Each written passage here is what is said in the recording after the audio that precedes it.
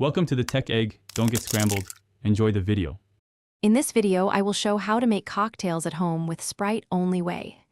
Chill glasses and gather 1 oz spirits, fresh citrus, simple syrup, and ice before mixing.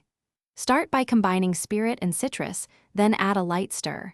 Top with Sprite to preserve fizz and aroma.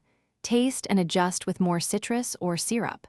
Serve with a citrus twist or mint sprig for a bright finish. In this video, I will show how to make cocktails at home with Sprite only way. For each recipe, measure spirits between 1 and 2 oz, shake with ice when using juice, and strain into a chilled glass. Always top gently with Sprite to keep bubbles lively. Garnish with fresh herbs or citrus wheels for contrast.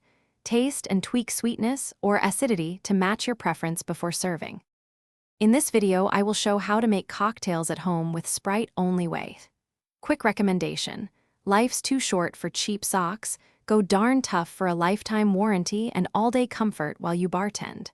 If you like this tip and the recipes, subscribe and hit like so you don't miss more easy drinks.